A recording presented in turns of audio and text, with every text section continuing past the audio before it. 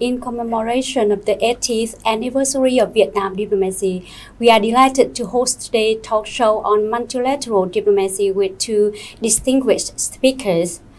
Ambassador Đặng Hoàng Giang, former permanent representative of Vietnam to United Nations, and Australia Ambassador to Vietnam, Gillian Bird.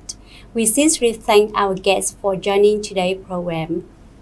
We know that in the context of globalization and amid the immersion of regional and global challenges that no single country can address alone, multilateralism has increasingly become a vital pillar of contemporary international relations, playing a key role in the pursuit of a peaceful, stable, and prosperous world. For Vietnam, multilateral diplomacy is regarded by the party, the state, as an essential component of the country's foreign policy, making significant contribution to national development, defense, and modernization. Over the past nearly 80 years, the growth of Vietnam multilateral diplomacy has been closely intertwined with the nation's glorious revolution achievements. The year 2025 marked a significant milestone with major anniversary of multilateral diplomacy, including the 30 years Vietnam joining to the ASEAN and the 80th anniversary of the founding of the United Nations. It's therefore a timely occasion to reflect on the Vietnam journey in the multilateral diplomacy. So now let's move on to the first part of our talk show regarding to the multilateral diplomacy. First question I want to ask the Ambassador Đặng Hoàng Giang. Yes, what do you think about the importance of the multilateral cooperation in the international relation, particularly with the foundation of the United Nations in 1945? Thank you. At the outset, let me extend my warmest congratulations to the World and Vietnam report on the occasion of the 100th anniversary of the Vietnam Revolution, press and media, and also to the 80th anniversary of the Vietnam diplomacy. And I'm very honored to be invited to speak today with the World and Vietnam report on multilateral diplomacy. I think that it is a very crucial and interesting topic that both Ambassador Bird and I are very interested and keen to speak about. We can say that the end of the World War II also marks the birth of the United Nations, as well as a number of multilateral mechanisms. And during the past 80 years, the United Nations and global and regional organizations and mechanisms have succeeded in maintaining peace and security at both global, regional, and national level in a broad context. And at the same time, the United Nations and other multilateral mechanisms also define the international relations that we are living today. And therefore, besides peace and security, I think multilateral diplomacy and multilateralism has also achieved a lot of concrete and tangible results, both in terms of peace and security, in terms of bringing development, and also to deal with the global issues. But the most important achievement of multilateralism and multilateral cooperation during the past 80 years, I think, is that we have got a very comprehensive framework of international law with the very important principles that almost every countries, every member states of the United Nations abide by. For example, the principle of sovereignty, the principle of non-use of force or threat use of force, the principle of multilateral cooperation in good faith, etc. So I think that is a framework that almost every countries around the world working together and to honor those principles, those values, and to bring about concrete cooperation and to bring about very important achievement that we are enjoying today. So I think that multilateralism and multilateral cooperation has bring and give us a lot of important and significant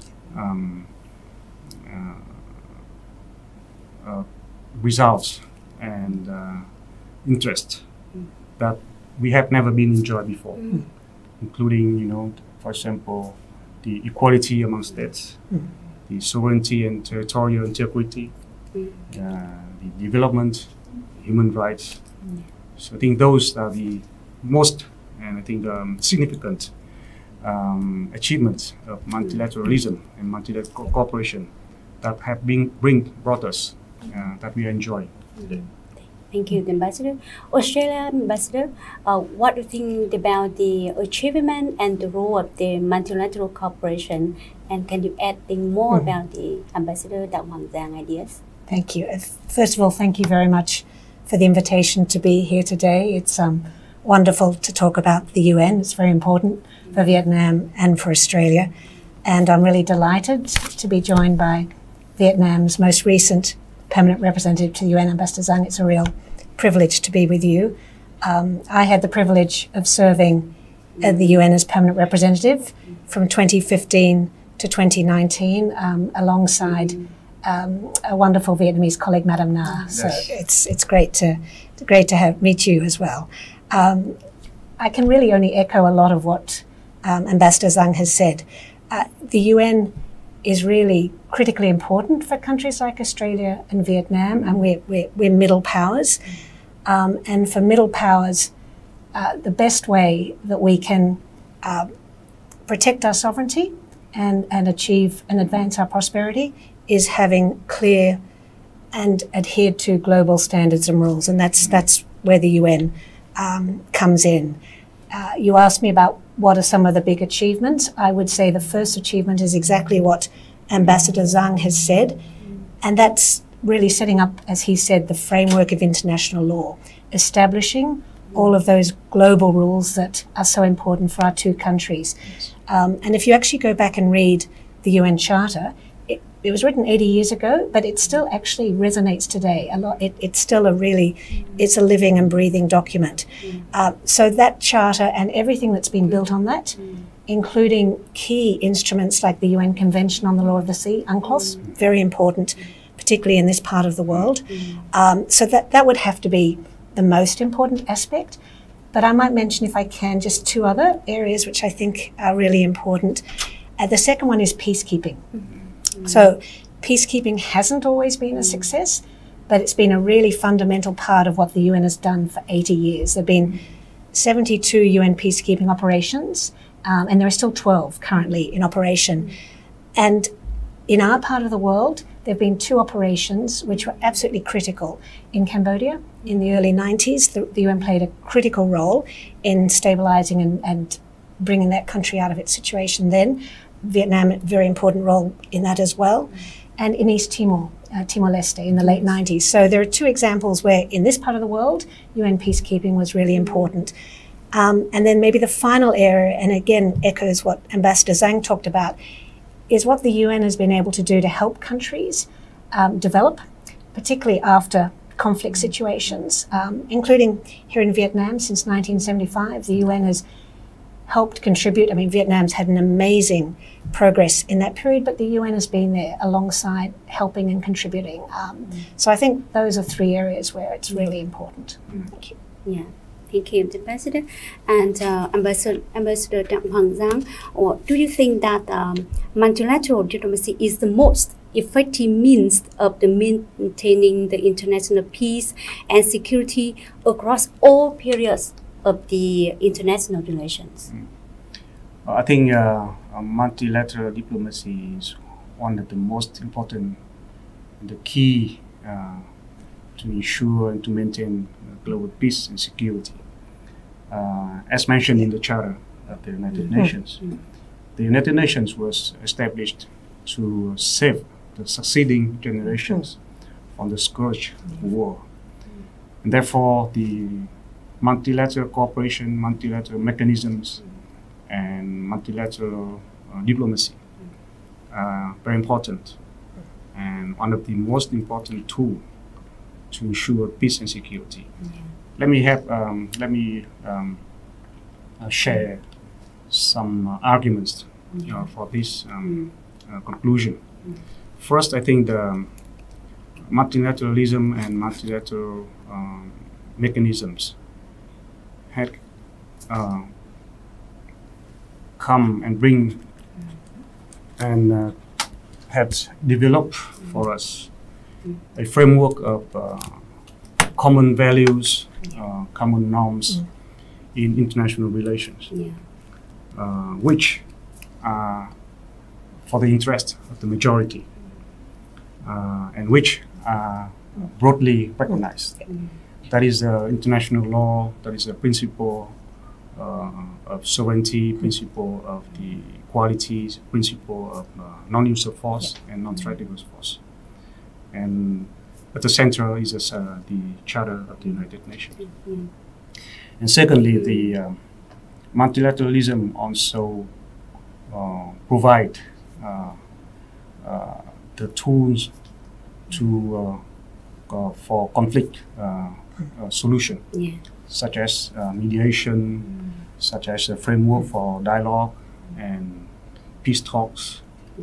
And during the past 80 years, the United Nations and other various multilateral mechanisms have been a framework and background for many countries, many partners to come closer to each other and to maintain dialogue, maintain discussion and negotiation to overcome their differences and to find a solution to any conflict around the world. I myself, I think the Ambassador work also agree with me. During my 3.5 years in the United Nations, I see many conflicts. But at the same time, I see the representatives managed to talk to each other at the United Nations. And therefore, I think that this is a very framework. This is a very important framework for us, for member states, to come to each other, to come and to provide a framework for them to find a peaceful solution to any conflicts. And that is a tool. That is the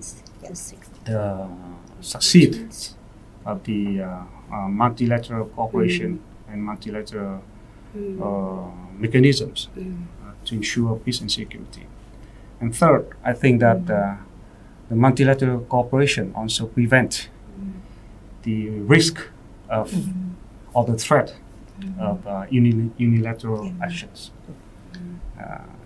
If any certain member state is going to decide on any unilateral action, they have to think very carefully about the reaction of the international community, about their global commitment, and about the international law that they abide by. And thirdly, I think that one of the most important thing that multilateral cooperation to ensure and maintain peace and security is that it addresses the root causes of conflicts. That is the development, poverty, the global issues. Those are the issues. If not addressed properly, there could be a reason or the reason date for any conflict to outbreak. So those are my arguments that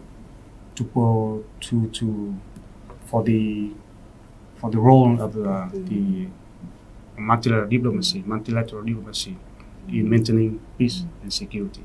Yeah. Thank you, Ambassador. It's clear that the multilateral cooperation is very important with a lot of achievements. However, in today's increasingly complex international landscape, many observers believe that multilateral cooperation is facing considerable difficulty.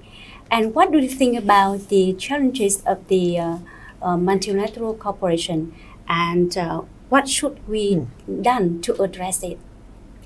Yes. You're right. There are a lot of challenges facing the UN at the moment. It's very, very difficult geopolitical circumstances. We see that in the UN. The Security Council finds it very difficult to reach agreement. It's also the sheer size of the United Nations now. When the UN was founded 80 years ago, there were 51 member states. Australia was delighted to be there. There are now 193. So just imagine trying to get 193 countries to agree to anything is going to be challenging. So you have a very difficult world out there, and you have a complex and large organisation. But it's precisely because times are so challenging that we really do need the UN, for the reasons that Ambassador Zhang has mentioned. If you don't have an effective multilateral cooperation, if you don't have countries working together, you run the risk of returning to a might is right approach, and that's not in the interests. It's not in the interests of any countries, but certainly not in the interests of middle and smaller powers. So it is important that the UN is able to meet these challenges. That means too that the UN itself has to reform. The UN has to be fit for purpose. It has to be able to deliver in an increasingly complex world. And there's quite a big reform process underway at the moment called UN at 80 to acknowledge the fact that 80 years on, how can we best work together in a new world? So that process, both Australia and Vietnam are very actively engaged in, and it is important that when we look at the UN of the future, we do want to make sure that perspectives from our part of the world, from the Indo-Pacific, are taken into account, so that issues that matter to us, issues that are quite existential, climate change, maintaining the law of the sea, we want to make sure that our voices and our interests are taken into account. So I think Australia will want to continue to work closely with Vietnam in that process. It's also important when we look to the UN of the future, we have to protect what we've already got. We can't take for granted that international norms and rules will always be respected. We can't take for granted that everyone will always abide by them. So we want to work together. Ambassador Zhang mentioned territorial integrity, sovereignty. There are fundamental principles, and we need to work together to make sure that there isn't a pushback. We have to sort of push back on the pushback, if I can. I mean, there's some areas, gender equality is another one. Some people are trying to rewrite the rules on that. So we do have to safeguard what we've got, as well as trying to make it fit for purpose for the coming 80 years. What about the Ambassador Dang Hoàng Giang? What do you think about the difficulty of the multilateral cooperation and the keys to address these challenges? I cannot agree more with Ambassador Bird about the challenges that we are facing. And I think that in order to make multilateral cooperation as a key to resolve and to overcome those challenges, I think I would like to put it in a very optimistic way. That I think we in order to address those challenges, we need a comprehensive solutions, and among them, multilateral cooperation is one of the key to address those challenges.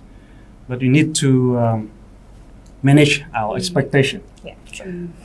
Multilateralism, multilateral cooperation, or the United Nations or any multilateral mechanisms are not magic tools to address all the challenges we are facing. But they provide foundation and provide frameworks for member states to dialogue, to talk to each other, to find solutions.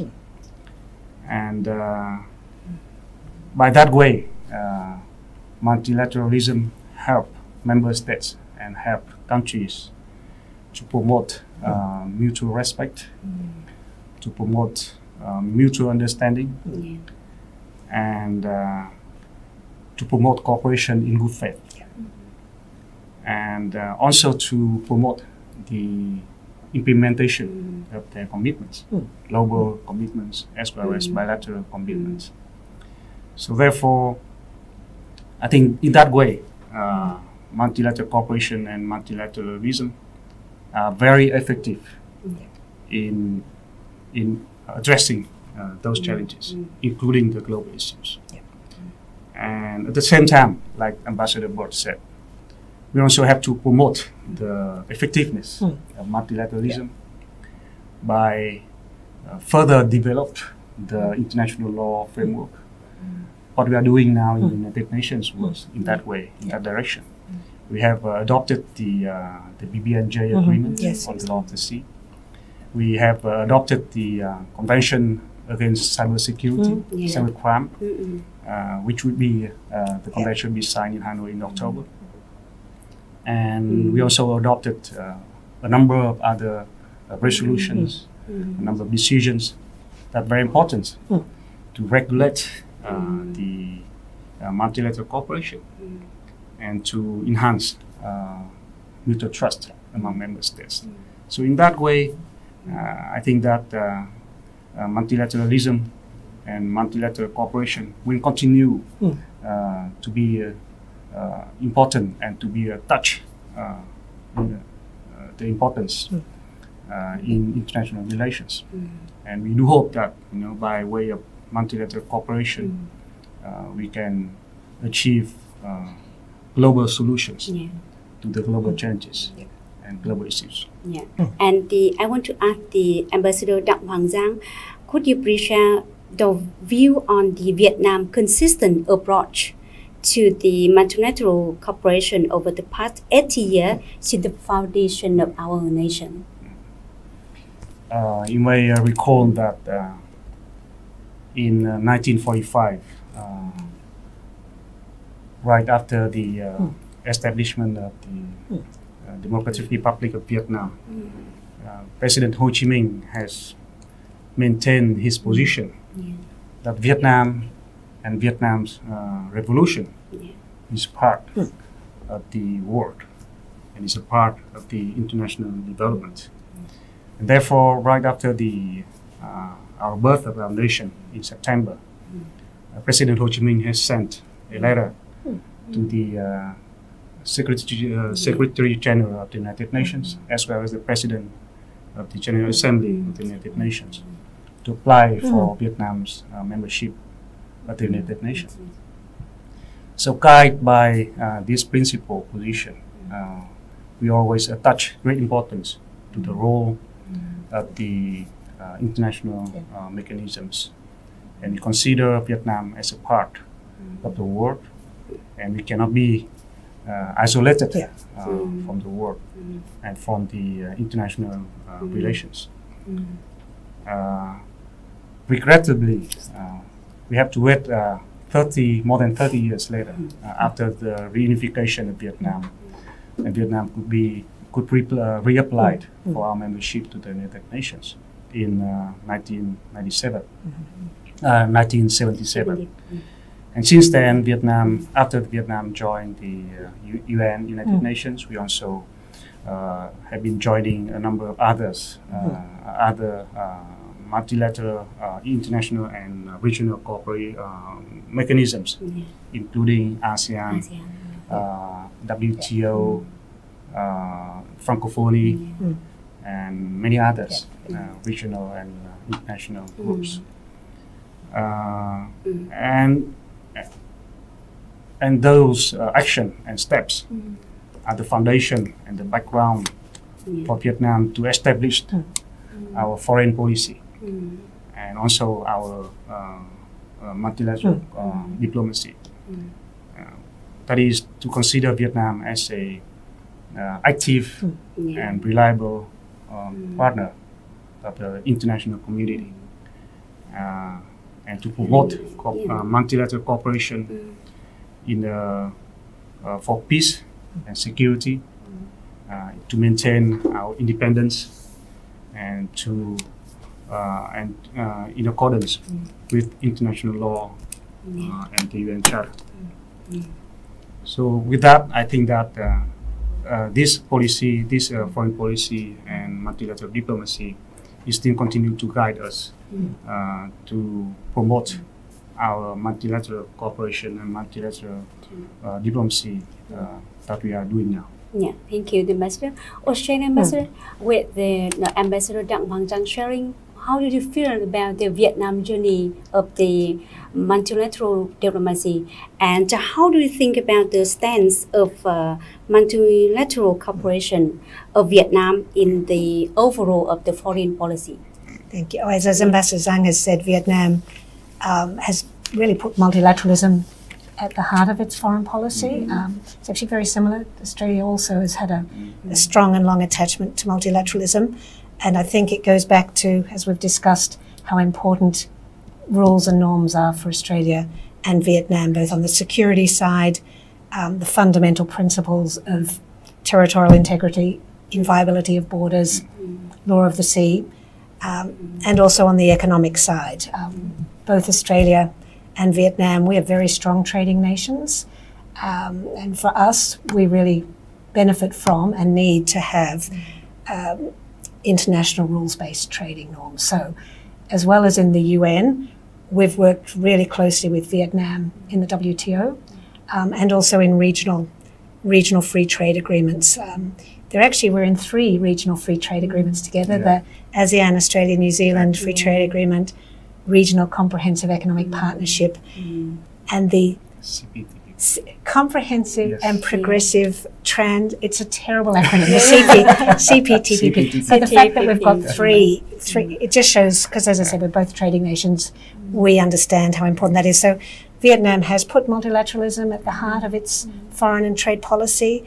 And maybe just a couple of examples of where we've been impressed with Vietnam's role. Vietnam's now had 2 highly successful terms as a non-permanent member of the Security Council. And I know you've nominated again, as have we, a little bit further out, but look forward to your 3rd term. Currently a member of the UN Human Rights Council. That's a very challenging area of cooperation. And that's wonderful to have Vietnam on that council. We're all looking forward to the hosting of the UN cybercrime signing here in October. I mean, that's wonderful. First time a UN treaty is going to be signed here. It'll be known as the Hanoi Convention, so that's great. And if I can look forward to next year, Vietnam's going to be chairing the NPT, the Non-Proliferation Treaty Review Conference. That's an incredibly important, really quite difficult task, and we are delighted that Vietnam it's in very good hands. We wish Ambassador Viet all the best and Vietnam all the best. So there's just a few examples of where Vietnam is really playing a critical role. Thank you, the Ambassador. And Ambassador Đặng Hoàng Giang, what do you think about the role of the multilateral diplomacy in the Vietnam development during the time of đổi mới and process of the international integration? I think that during the past decades of implementation of the policy, as well as in the upcoming time, the foreign policy in general and multilateral diplomacy in particular plays a key and very important role to ensure our comprehensive policy for the development. And one of the key roles of the foreign policy is to maintain the peaceful environment for development of our country.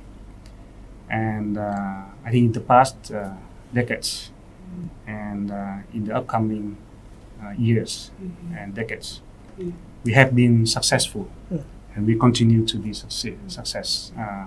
be successful in this task.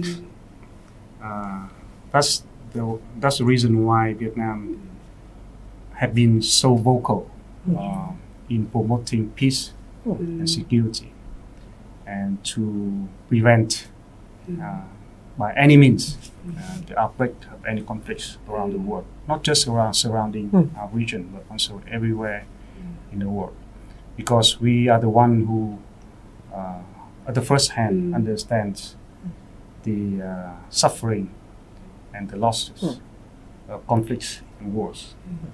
And we are also the one who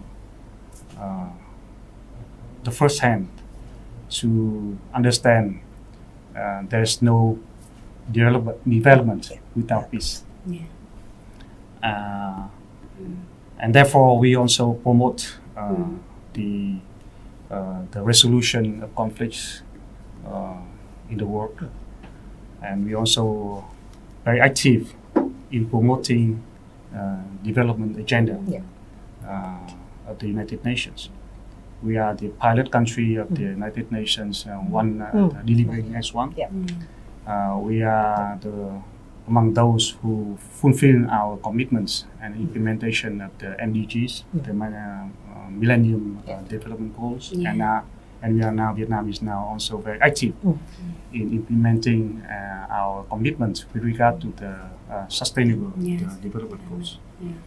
And Vietnam is also participates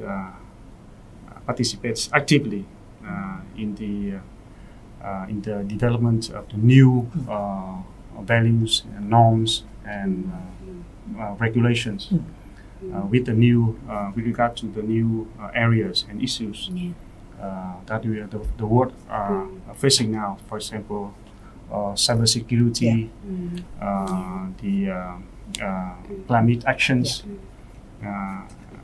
pandemic prevention, etc. So, and we also joining the international communities, including Australia, in the reform of the multilateral mechanisms, including the United Nations, to make them more effective and efficient, to serve better the benefits of every people. Thank you, Ambassador. Australian Ambassador, I know that you are an extensive experience in a multilateral forums such as the ASEAN and United Nations. So what do you think about Vietnam's efforts in and contribution in these very important forums, regional and globally?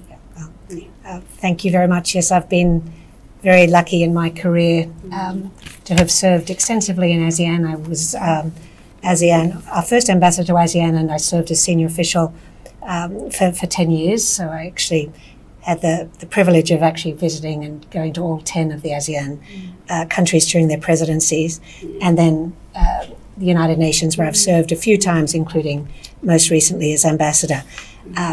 And I've always worked very closely with my Vietnamese colleagues, both in ASEAN and in the UN. And maybe I'll just give a couple of personal examples to show what I mean. But I've been incredibly impressed. Vietnam, you are very lucky. You have an exceptionally strong foreign ministry with incredibly talented diplomats. And so, as I said, it's been a privilege for me, and it's actually been an advantage for me in a couple of instances. So when I was involved with ASEAN and as our senior official, Australia took the decision that we wanted to become a party to the Treaty of Amity and Cooperation, the TAC. It's a foundational ASEAN document. It was a very important step for Australia, and it was important also because it was a precursor for Australia becoming a founding member of the East Asian Summit, which is built on ASEAN. I had the good fortune, because it was not an easy process, that Vietnam was our country coordinator. So I worked incredibly closely with my Vietnamese colleague, who was the one liaising with his other ASEAN colleagues. And he did a wonderful job. It took many months, but thanks to his tireless efforts and skills, we managed to negotiate Australia's accession. And that then paved the way, as I said, for us to be a founding member of the East Asian Summit and to continue to play a really active role in all of the ASEAN bodies. So that was one personal example. Another one related more to the UN is when I was in the UN, it was at a time when Vietnam was really stepping up across the board, but including in UN peacekeeping.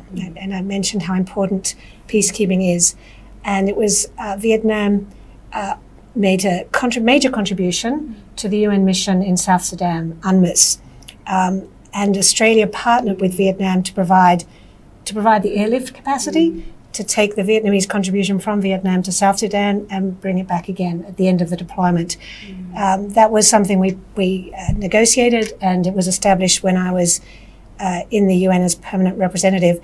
And now I'm here back in Vietnam, and I'm really delighted because we're about to do the 7th rotation. So 7 years on, it's an enduring partnership. So they're just a couple of examples where I've personally been privileged and lucky enough to work with such talented Vietnamese counterparts. So, and we look forward to doing more of it in the future. Yeah, thank you. Thank you. Very interesting story of the Australian ambassador.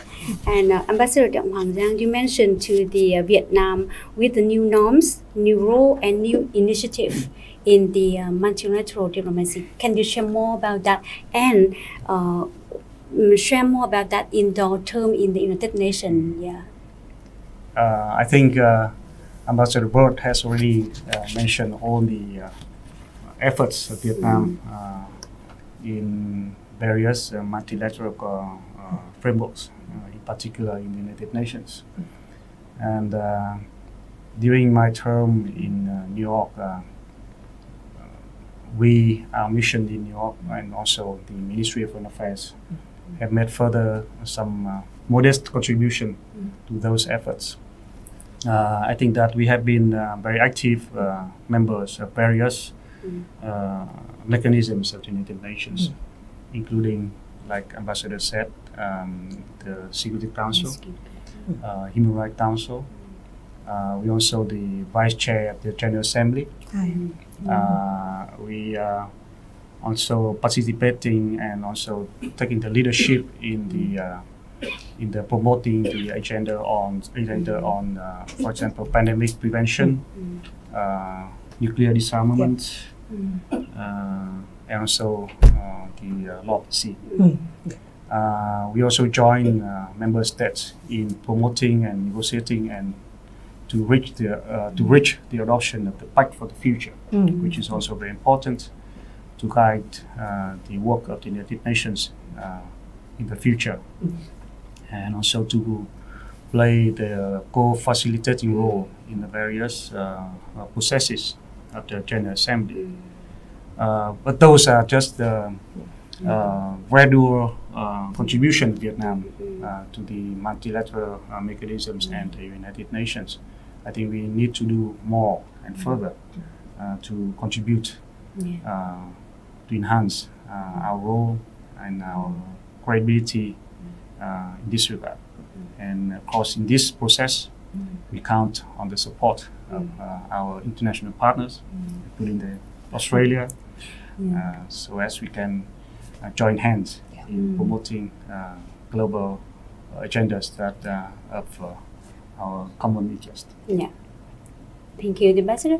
Australian Ambassador, can you share the assessment of the Vietnam recent initiative of the multilateral cooperation, and can you share more detail about the Vietnam and Australia can cooperate to enhance the role of the multilateralism in the coming time? Yeah, I mean, well, as the ambassador mentioned, Vietnam has been extremely active in recent times, which is great to see. And I might As well as talking about the UN, we've talked a little bit about ASEAN, which is also a multilateral organization.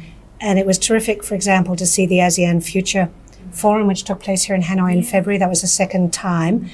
And it's great to see this initiative of Vietnam in ASEAN, because a strong ASEAN, strong regional organizations are absolutely essential complements to the UN and wider international cooperation. And in fact, it's often regional organizations who implement international norms and standards. Those international norms and standards being brought into the region that help ensure regional security and prosperity. So the UN Convention on the Law of the Sea is a really good example of how it's a multilateral, it's a UN standard, but it's the implementation here in the region that is really helping keep this region safe and secure. So that interplay between a strong regional organization and strong UN and international ones is really important. So I'd say the ASEAN cooperation is one that I would highlight, and Australia was the very first dialogue partner of ASEAN. We're very proud to be the longest standing. We're a steadfast and reliable and trusted partner of ASEAN. So I think we can continue to do a lot more there, because, as I said, we need to, here in the region, we need to make sure those international norms are respected. Perhaps another area that might be worth highlighting is some of the work that's done multilaterally on economic cooperation, because, again, it's so important for both our countries to have a good, strong economic cooperation.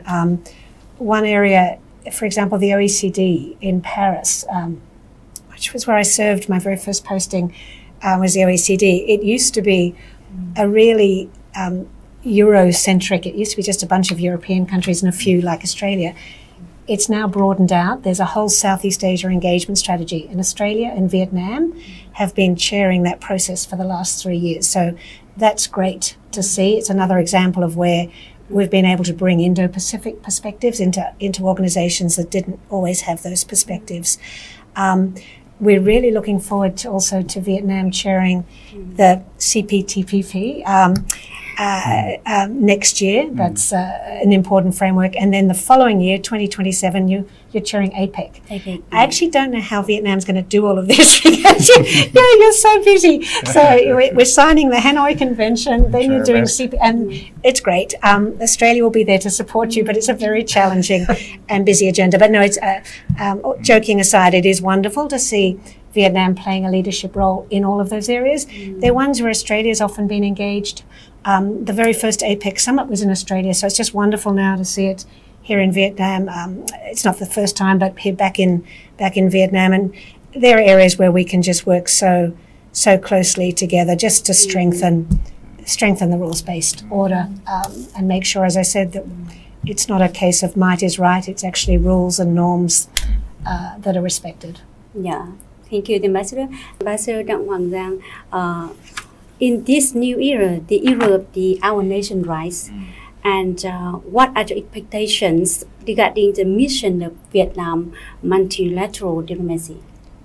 As I mentioned, the missions of Vietnam's diplomacy and Vietnam's multilateral diplomacy is that to maintain peace and security for our country, to ensure the path of development. But at the same time, in order to promote our voice and to promote our credibility in multilateral and also bilateral and multilateral diplomacy, the stability and the resilience and the independence of the nations is very important. As our President Ho Chi Minh has said, the bigger the drum, the bigger the sound. We cannot have a bigger voice, bigger, higher credibility if we cannot ensure the stability, we cannot ensure the development, we cannot ensure the prosperity for our people. And secondly, in order for the diplomacy to be successful, we need the support of our people as well. And either foreign diplomacy, foreign policy, or domestic policy should be for the benefit of the people, and should enjoy the support of the people. And thirdly, we believe that we need a very consistent and long-term and strategic policy to have a more long-term vision about the world, about our path of development, and about our path of joining the international community to address the global issues and to overcome all the challenges. And in order to do that, we need a very strong and capable diplomats. And we look forward to strengthen our human resources so that they can contribute further to implement this ambitious policy. And finally, in order to be successful, we have to rely on the support and the assistance of our international partners. In this regard, we do look forward to our bilateral and multilateral cooperation with our partners, with our strategic partners, with our comprehensive strategic partner like Australia, to promote our common agenda. Yeah. Thank you, the Ambassador. And finally, Australian Ambassador, with the sharing of the Ambassador Dang Hoàng Giang, what are your expectations of Vietnam multilateral diplomacy in the new era of our nation? We fully expect, and we know we will see an increasingly active and engaged Vietnam playing an increasingly engaged and active role in shaping those international norms and standards that are so important for both our countries. I come back to where we started. It really is all about the UN Charter. It is about saving the world from the scourges of war and also developing the prosperity of our people. I very much take your point. It has to be brought back, has to be relevant for our citizens. But I see Vietnam stepping up, as it already is, across both the security sphere but also the development economic sphere, and all of those emerging issues that, climate change, which is existential for particularly our small Pacific countries, our neighbours, the cyber crime area, all of those areas, potential pandemics again. These are all issues where having countries like Vietnam in partnership with countries like Australia, and we do value our partnership, it will contribute not just to regional stability, but it has a benefit for the world as a whole. And that is a role that I think both our countries have shown that we have a willingness and an ability to do that. And if we do it together, we're stronger together. And I think we can play an increasingly important and active role. And when the Secretary General is here in October, he will see that for himself. And I think really we just want to see more of this over the years ahead. It's going to be challenging. There are difficulties. I don't want to underestimate that. Not everybody respects the rules. So it's not a straightforward process, but if countries like Australia and Vietnam step up, I think we can make a difference, and that's what we would like to see. Yeah, thank you, the Ambassador. Thank you for your sharing today. Ladies and gentlemen, the insightful reflection shared by our distinguished speaker, both seasoned diplomats, have given us a valuable perspective on the role and the mission of multilateral diplomacy, which continue to serve as a beacon for peace, solidarity, and development. For Vietnam, multilateralism remains a steadfast commitment.